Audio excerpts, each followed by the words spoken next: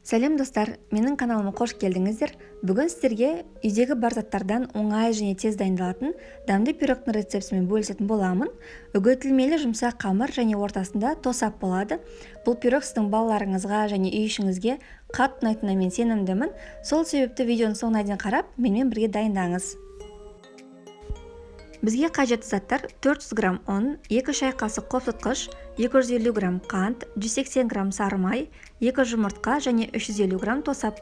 Видеоның астындағы описаниеде барлық құрамдары толығымен жазылған, және де біздің заттарымыздың барлығы бөлме температурасында болғаны жөн. Пирогтың қамырын дайындау үшін ең алдымен ыдысымызға бөлме температурасындағы сары майымызды саламыз.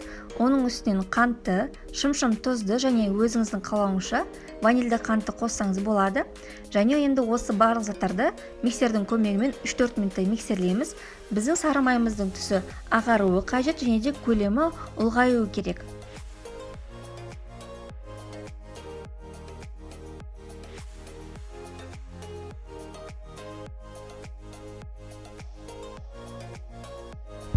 Байқасаңыздар, сары майдың түсі ағарды және де көлемді болып шықты. Енді оның астында қанты қалып кетпес үшін осылай күрекшенің көмегімен тағы да бір рет жақсылап араластырып жібереміз. Енді осы сары майымыздың үстінен жұмыртқаны саламыз. Жұмыртқаны бір бөліп саламыз. Бір жұмыртқаны салып болғаннан кейін миксердің көмегімен 1 минут көлемінде араластырамыз. Және де миксерді тоқтатпай екінші жұмыртқамызды салып, тағы да біздің массамыз біріккенше жақсылап араластырамыз.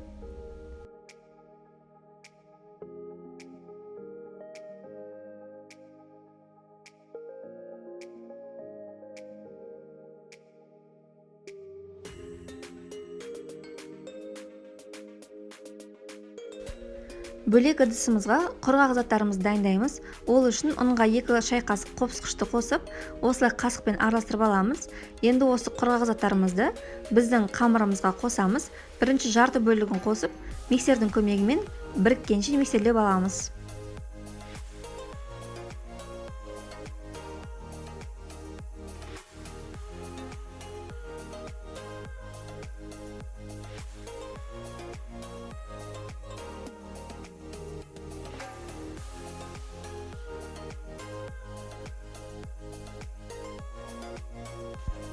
Оның қалған бөлігін қосып, күрекшенің көмегімен араластырдым. Ал егер де сізде миксердің қамыр жасайтын насадкасы болса, соны пайдалансаңыз да болады. Ал мен осылай күрекшенің көмегімен ұнды жақсылап араластырдым. Сонан соң біздің ұнымыз ауырлап бастаған кезінде оны үстелге ауыстырып, қолмен біріктірдім.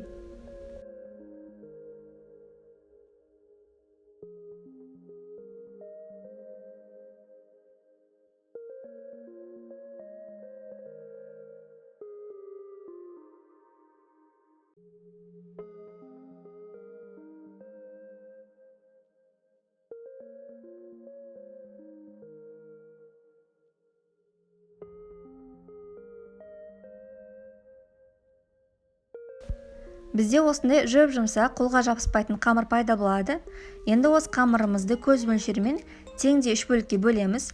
Үшінші кішірек бөлігін бөлек бөліп, целлофанға салып, тоңазытқышқа 30 минутқа жібереміз. Себебі біз бұл бөліктен пирогтың бетіне әсемдеуге қолданатын боламыз.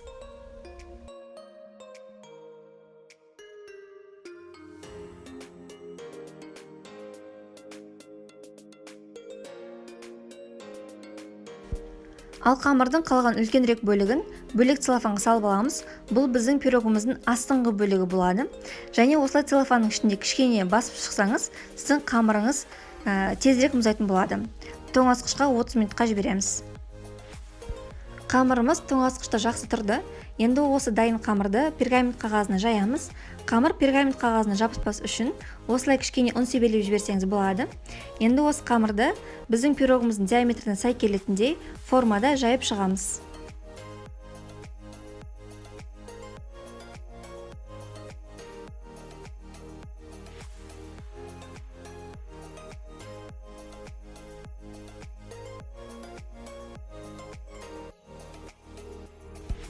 Енді осы қамырымызды өзімізге керекті форманың үстінен қиып аламыз.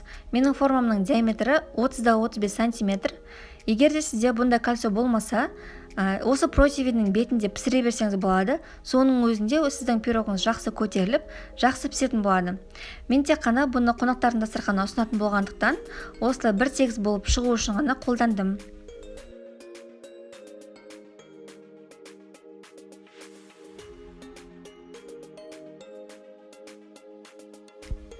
Қамырымыздың үстіне кез келген тосапты пайдалансаңыз болады, немесе дайын джемдерді де қолдануға болады.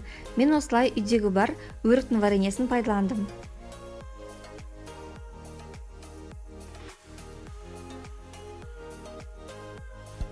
Енді осы тосаптың бетінен біздің мұздатқышқа салған қамырымызды алып, үгіткіштің көмегімен үгітіп сәндейтін боламыз.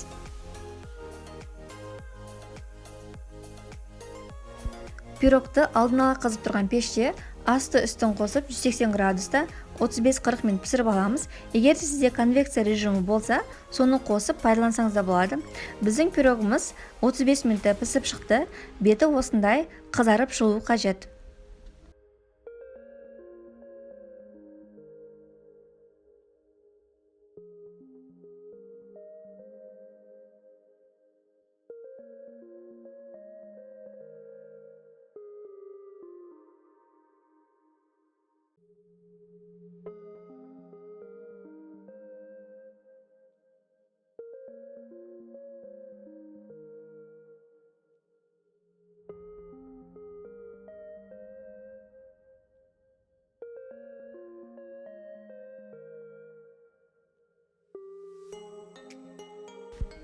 Біздің пирогымыз әдемі және дәмді болып шығады.